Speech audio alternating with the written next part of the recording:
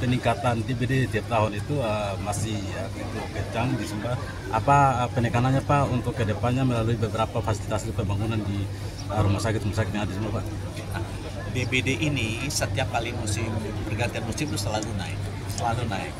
Nah, semua penyakit itu pencegahan jauh lebih baik daripada pengobatan. Seperti yang saya tadi bilang, kalau bisa kita jaga tetap sehat dan jangan mengobati sampai keburu sakit. Pencegahan DBD yang paling bagus dijaga adalah sumber. Jadi nyamuk itu dijaga, jangan sampai ada genangan. Ya. Kalau ada genangan dikasih sembuh. Abatinya itu bisa minta di puskesmas. Kemudian nyamuk ini keluarnya tuh bukan malam, keluarnya tuh pagi hari, sore hari nih. Jadi kalau pagi hari, sore hari hati-hati, jangan kalau keluar kerasa ada nyamuk harus cepat-cepat masuk. Itu yang mesti dijaga dalam hal untuk pencegahannya. Kemudian apalagi yang mesti dilakukan, memang dokter-dokter saya sudah bilang ke Dinkes, DBD ini bagusnya apa? Obatnya udah jelas, tata cara perawatannya udah jelas. Beda dengan COVID dulu. COVID kalau pernah kita dulu bingung gimana ngerawatnya, jadi banyak meninggal. DBD ini udah tahu kita, dikasih cairan, diinfus, didiemin, harusnya dia sembuh. Asal jangan telat aja, Jadi harusnya kita udah bilang ke semua rumah sakit, kalau ada orang kena DBD, yang penting dites cepat, dilihat trombositnya turun apa enggak. Kalau turun harus cepat dikirim ke rumah sakit, kemudian dia diinfus, suruh istirahat agar dia bisa cepat recover. Itu yang kita lakukan. Pak Menkes, tadi kami sempat menangkap pernyataan Pak Penjabat Bupati terkait daerah ini yang masih nokta merah untuk malaria.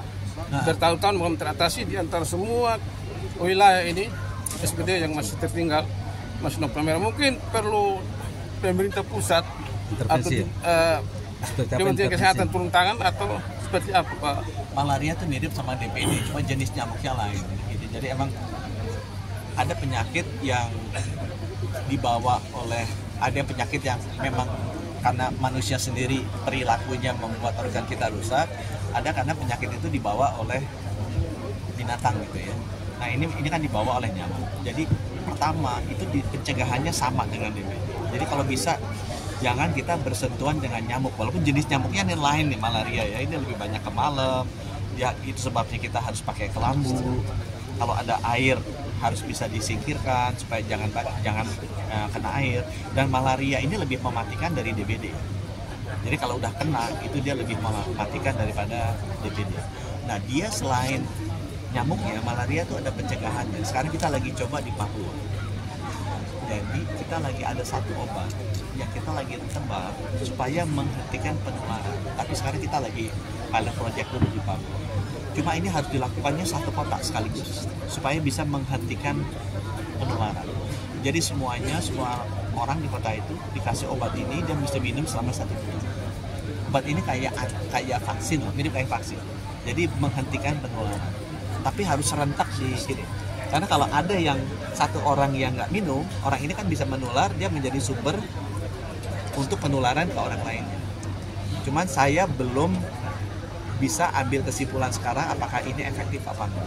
Kalau ini efektif, nanti kita akan deploy ke NTT. Nah, tapi saya udah ngomong sama gubernur terpilih, karena gubernur terpilihnya kan dulu orang Komisi 9 kan, Komisi Kesehatan.